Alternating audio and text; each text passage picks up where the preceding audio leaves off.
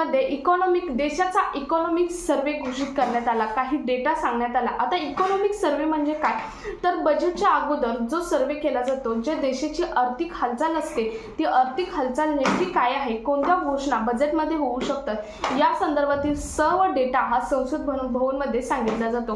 त्याचप्रमाणे दरवर्षीप्रमाणे 2026चा बजेटचा डेटा इकॉनॉमिक सर्वे हा काल सांगण्यात आलेला आहे संसद भवनमध्ये। त्यामध्ये महागाई भत्ता असेल, रोजगार असेल किंवा शेतकऱ्यांसाठीच्या कोणत्या घोषणा आहेत किंवा शेतकऱ्यांसाठीचा आतापर्यंत इकॉनॉमिक सर्वे काय आहे, म्हणजे 2025चा आता 2026 मध्ये काय होऊ शकतो, गिग वर्कर्स साठी काय घोषणा केली आहे का, याची सर्व जी माहिती आहे किंवा डेटा आहे तो काल इकॉनॉमिक सर्वे म्हणून घोषित करण्यात आलेला आहे। नेमका काय आहे याचं एक 700 पानाचं एक बुक तयार करण्यात आलेलं आहे आणि हे बुक तुम्हाला बजेट 2026 government.in या वेबसाईटवरती तुम्हाला गुगलवरती सुद्धा मिळून जाईल, परंतु खूप डिटेल बुक आहे, जवळजवळ 700 पानाचं हे बुक आहे। त्यामुळे आपण आजच्या व्हिडिओमधून काल संसदेत काही हायलाइट मुद्दे सांगितलेले आहेत जे की सर्वांच्याच अतिशय महत्त्वाचे मुद्दे असणार आहेत। टॅक्स असेल, रोजगार असेल किंवा शेतकऱ्यांसाठीचे मुद्दे असतील किंवा गिग वर्करसाठीचे मुद्दे असतील, नोकरदारांसाठीचे मुद्दे असतील, त्या संदर्भातील डेटा हा काल सांगितलेला आहे। नेमका काय इकॉनॉमिक सर्वे काल सांगितलेला आहे तेच आपण आजच्या व्हिडिओमधून डिटेलमध्ये पाहणार आहोत। त्यामुळे व्हिडिओ स्किप न करता शेवटपर्यंत पाहायचा। चॅनलवर पहिल्यांदा आला असेल तर अशाच महत्त्वपूर्ण आणि गव्हर्नमेंटच्या नवीन अपडेटसाठी चॅनल सबस्क्राईब करा, त्याचबरोबर शेजारील बेल आयकॉन सुद्धा ऑन करून ठेवा, म्हणजे असेच महत्त्वपूर्ण अपडेट तुमच्यापर्यंत रेग्युलर पोहोचत राहतील। तर नमस्कार, मी पूनम आणि तुम्ही पाहत आहात पुन्हा एक नवीन अपडेट। तर बघा, काल संसद भवनमध्ये मी थोडक्यात हे जे मुद्दे आहेत कालचे संसद भवनमध्ये ते मी राईट केलेले आहेत ते तुम्हाला सांगत आहे, कारण 700 पानाचं पेज तुम्हाला सांगणं म्हणजे ती माझ्यासाठीही सोपं नाही आणि तुमच्यासाठीही सोपं नाही, कारण त्यातील काही हायलाइट मुद्देच काल सांगितलेले आहेत सरकारने सुद्धा काल संसद भवनमध्ये, तेच आपण राईट केलेले आहेत, ते तुमच्या पुढे डिटेल मी आता सांगणार आहे। बघा, काल संसद भवनमध्ये देशाचा आर्थिक रिपोर्ट साबित केला। यामध्ये सरकारने काही डेटा सांगितला। 56 करोड 20 लाख पेक्षा जास्त लोकांकडे रोजगार आहे, म्हणजेच 2025 पर्यंत एंडिंग पर्यंत स्टील रेट पर्यंत 56 करोड 20 लाख लोकांपेक्षा जास्त लोकांकडे रोजगार आहे देशातील। 2027 पर्यंत भारताचा जो GDP ग्रोथ आहे तो 7.2% पर्यंतच राहावा अशी अपेक्षा सुद्धा केलेली आहे, राहण्याचा अंदाज सुद्धा तितकाच आहे। दरवर्षी बजेट अगोदर सरकार हे इकॉनॉमिक सर्वे पेश करतं। मी तुम्हाला मगाशी सांगितलं की सरकार बजेट अगोदर इकॉनॉमिक सर्वे हा पेस्ट करतं। यामध्ये देशाची जी आर्थिक हालचाल आहे काय आहे ते सांगितले जाते। या इकॉनॉमिक सर्वेमध्ये नेमके काय सांगितले आहे ते पाहूयात। भारताचा GDP ग्रोथ सरकारने वाढवला आहे, लगभग 7.4% दरानुसार देशाची GDP वाढणार आहे येणाऱ्या वित्त वर्षात, म्हणजे 2026-27 मध्ये येणाऱ्या वित्त वर्षात 7.4 हा GDP होऊ शकतो। त्यानंतर सरकारचे म्हणणे आहे की AI वरती फोकस द्या, म्हणजे AI आता नवीन आलेला आहे आणि AI वरती फोकस द्या असं सरकारचं स्पष्ट मत आहे। त्यानंतर या संसदमध्ये 33 पेक्षा जास्त राजनैतिक पार्टी या सामील होत्या। राजनैतिक पार्टी 33 पेक्षा जास्त पार्टी या संसदेत सामील होत्या, परंतु सरकारने जी रामजी कानूनवरती चर्चा करण्यास सक्त नकार दिलेला आहे। हा एक कानून आहे, यावरती सरकारने चर्चा करण्यास 33 पेक्षा जास्त पार्टी सामील असूनही सरकारने यावरती सक्त नकार दिलेला आहे। राष्ट्रपती द्रौपदी मुर्मू यांनी सुद्धा काल जवळजवळ 33 मिनिटांचं म्हणजेच अर्ध्या तासाच्या वरती स्पीच दिला आहे। त्यांनी सुद्धा याचे नाव घेतल्यावर, म्हणजे मी आता तुम्हाला जो कानून सांगितला तो जी रामजी हा जो कानून आहे यावरती त्यांनी सुद्धा नाव घेतल्यावर सरकार जे बाकीचे मेंबर्स होते त्यावरती नारा घोषणाबाजी हा कायदा बंद करावा या संदर्भात घोषणाबाजी सुद्धा तेव्हा झालेले आहे। त्यानंतर बघा गिग वर्कर्ससाठी सुद्धा दखल घेण्यात आलेली आहे. कालच्या इकॉनॉमिक सर्वेमध्ये गिग वर्कर संदर्भात सुद्धा सरकारने सांगितले की 40% पेक्षा जास्त गिग वर्कर्स आहे यांची कमाई 15,000 पेक्षा कमी आहे. तुम्हाला माहीत आहे मागच्या 2 ते 3 महिन्यापूर्वी गिग वर्करसाठी सरकारने इन्शुरन्स असेल किंवा बाकीच्या काही 5 ते 6 घोषणा केल्या होत्या. आपण त्यावेळी आपल्या चॅनलवर पोस्ट केल्या होत्या. परंतु आता सुद्धा गिग वर्करसाठी सरकारने दखल घेत सांगितलेलं आहे की 40% पेक्षा जास्त जे गिग वर्कर्स आहेत त्यांना 15,000पेक्षा त्यांची कमाई 15,000पेक्षा कमी आहे.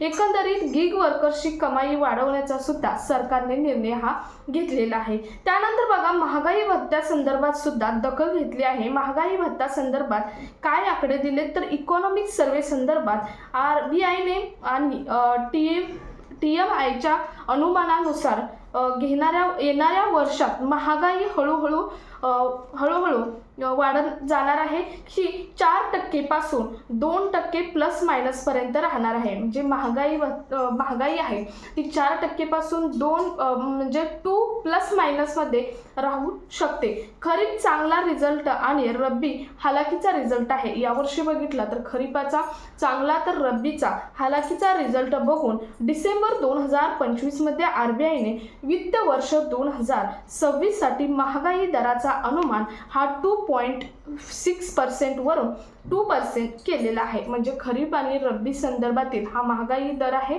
तो 2.6% वरून 2% वरती केलेला आहे. त्यानंतर RBIच्या अनुमानानुसार 2027 साठी महागाई दर आहे तो 3.9% आणि 4% होऊ शकतो. RBIचा अनुमान आहे त्याच्यानुसार 2027 मध्ये जो महागाई दर आहे एकंदरीत महागाई दर आता सगळ्याचा काही वेळा वेगवेगळा असतो. जसं मी आता खरीप आणि रब्बीचा सांगितलं तसा तर परंतु एकंदरीत जो महागाई दर आहे तो 3.9 ते 4%च्या आसपास असू शकतो. 5 वर्षात महागाई दर हा 5.5% वरून 4.3% वर आला आहे. म्हणजे आता मागच्या 5 वर्षाचा स्टील डेटपर्यंत 5 वर्षाचा जर सर्वे केला, आता ही इकॉनॉमिक सर्वे म्हणजे यात सर्व आहेत त्यामुळे जर सर्वे केला आहे त्यांनी तर तो 5.5% वरून 4.3% वरती आलेला आहे. बघा जीडीपी 2027 पर्यंत दर 6.8% ते 7.2% म्हणजे 7.2%च्या मध्ये राहू शकतो. जीडीपीचा दर हा 2027 पर्यंत 6.8% to 7.2% हा राहू शकतो. त्यानंतर नोकरी संदर्भात बघा वित्त वर्ष 2026च्या दुसऱ्या तिमाही म्हणजेच एप्रिल जून दुसरा तिमाही म्हणजे कोणता पिरियड एप्रिल जूनच्या पिरियडमध्ये 2025 मध्ये भारतामध्ये 15 वर्षापेक्षा जास्त वय असलेल्या नोकरदारांची संख्या होती 5,20,00,000. मी मगाशी सांगितलेली होती रोजगारवरती हे लोक होते. तर गिग वर्करसाठी सुद्धा काही प्लॅन केलेले आहेत जो मी मगाशी सांगितला. वित्त वर्ष 2025च्या पहिल्या तिमाहीच्या कंपेअरमध्ये दुसरी तिमाहीमध्ये म्हणजे मी आता पहिली तिमाही एप्रिल जूनची सांगितली आणि दुसरी तिमाही असते ती जुलै टू सप्टेंबरची असते. या तिमाहीमध्ये 2025 मध्ये 8,07,00,000 नवीन नोकऱ्या उपलब्ध करून दिलेल्या आहेत सरकारने. असं सरकारचा दावा आहे असं म्हणण्यापेक्षा तो इकॉनॉमिक सर्वेमध्ये ते स्पष्टही झालेलं आहे. गिग वर्कर्ससाठी सरकार असा इंटिग्रेट सिस्टीम बनवत आहे. गिग वर्कर सरकारने प्राधान्य गिग वर्कर्सना यामध्ये खूप दिलेलं आहे कारण 40% पेक्षा जास्त जे गिग वर्कर्स आहेत ते गिग वर्कर्स 15,000पेक्षा कमी सॅलरी घेतात. गिग वर्कर्स म्हणजे कोण येतं जे डिलिव्हरी बॉय असतात. ॲमेझॉन, फ्लिपकार्ट असेल, मेशो असेल किंवा इकॉनॉमिक ज्या कंपन्या आहेत त्या इकॉनॉमिक कंपनीचे जे डिलिव्हरी बॉय आहेत या सर्व जे डिलिव्हरी बॉय गर्ल्स कोण असेल वर्कर्स असतील त्यांना गिग वर्कर्स असं म्हटलं जातं. आणि प्रामुख्याने गिग वर्कर्सची यामध्ये प्रामुख्याने दखलही घेतलेली आहे. त्यांच्यासाठी या अगोदरही घोषणा केलेल्या आहेत मागच्या 2 महिन्यामध्ये आणि कालच्या इकॉनॉमिक सर्वेमध्ये सुद्धा त्यांच्यासाठी उपलब्धता करूनही दिलेली आहे. तर सर्वात महत्त्वाचं म्हणजे ज्यावर आपला देश अवलंबून आहे ती म्हणजे शेती आणि शेती क्षेत्राविषयी शेतकऱ्यांविषयी सरकारने काल संसद भवनमध्ये इकॉनॉमिक सर्वेमध्ये काय म्हटले आहे तर शेती आणि शेतकऱ्यांबद्दल सरकारने म्हटले आहे की शेती क्षेत्रात अर्ध्यापेक्षा जास्त देश हा अवलंबून आहे. शेती क्षेत्रावर अर्ध्यापेक्षा जास्त देश हा अवलंबून आहे. त्यामुळे वित्त वर्ष 2026 मध्ये ॲग्रिकल्चरल ग्रोथ हे 3.1% ठेवण्याचे ठरवलेले आहे. ॲग्रिकल्चर ग्रोथ आहे ते 3.1% ठेवण्याचे हे सरकारने ठरवलेलं आहे कालच्या इकॉनॉमिक सर्वेमध्ये. त्यानंतर सरकारी कर्ज यावरती काय झालं कालच्या इकॉनॉमिक सर्वेमध्ये, तर वित्त वर्ष 2025 मध्ये याची GDP ही 4.8% होती, तर 2026 मध्ये ती 4.4% करण्याचा ठरवलेले आहे. म्हणजेच सरकारी कर्ज म्हणजे सर्वांची GDP वेगळी असते, तशीच सरकारी कर्ज याची GDP 2025 मध्ये 4.4% होती, तर ते 2025 मध्ये 4.8% होते, 2026 मध्ये 4.4% करण्याचे ठरवलेले आहे. सरकार यावरती आपल्या कमाईपेक्षा जास्त पैसा खर्च करत आहे. याला राजकोषीय घाटा असं म्हटलं जातं. सरकार स्वतः यापेक्षा जास्त कमाई जेव्हा खर्च करतं त्याला राजकोषीय घाटा असं म्हटलं जातं. राजकोषीय घाटा कमी होणं म्हणजे मजबूत इकॉनॉमी आणि कमी महागाई होणं असं म्हटलं जातं. आता आपण सर्वे बघितला तर 4.8 होता 2025 मध्ये, तो आता 4.4 करण्यात आलेला आहे. म्हणजे राजकोषीय घाटा हा कमी झालेला आहे, म्हणजे इकॉनॉमिक सर्वे हा चांगला आहे. म्हणजेच मजबूत इकॉनॉमी आहे आणि महागाई सुद्धा कमी होणार आहे. त्यानंतर बघा एक्सपोर्ट संदर्भात काय सांगण्यात आलं बघा. भारताचे एक्सपोर्ट रेकॉर्ड वित्त वर्ष 2025 मध्ये 825 अरब डॉलर होते एक्सपोर्ट. आता तुम्हाला माहीत आहे अमेरिकेने मध्यंतरी काळात 50% टॅरिफ सुद्धा लावलेला आहे. त्यामुळे एक्सपोर्टला खूप प्रॉब्लेम येत होता. टॅरिफ लावल्यामुळे न परवडण्यासारखं एक्सपोर्ट झालं होतं, तरी सुद्धा हा आकडा इतका वरती आहे, 825 अरब डॉलर इतका आहे.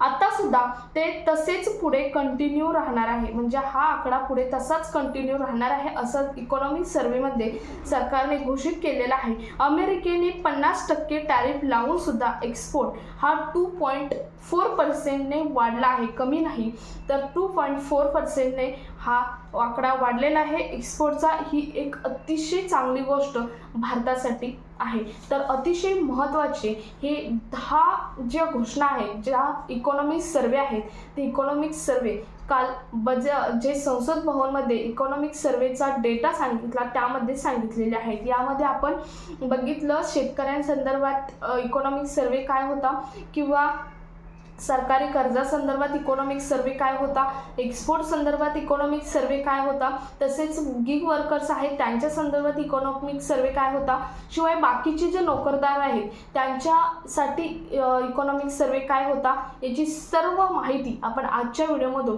डिटेलमध्ये पाहिलेली आहे. तुम्ही यावरती तुमचं काय मत आहे तुम्ही कमेंट बॉक्समध्ये जरूर सांगू शकता. कारण 1 तारखेला बजेट आहे आणि त्या अगोदरचा हा इकॉनॉमिक सर्वे आहे. यावरून आपल्याला कळलं असेल की इकॉनॉमिक सर्वेनुसार बजेटमध्ये नेमक्या काय घोषणा होऊ शकतात. हा व्हिडिओ जास्तीत जास्त ठिकाणी शेअर करा. भेटूयात पुढच्या एका नवीन अपडेट सोबत. तोपर्यंत धन्यवाद.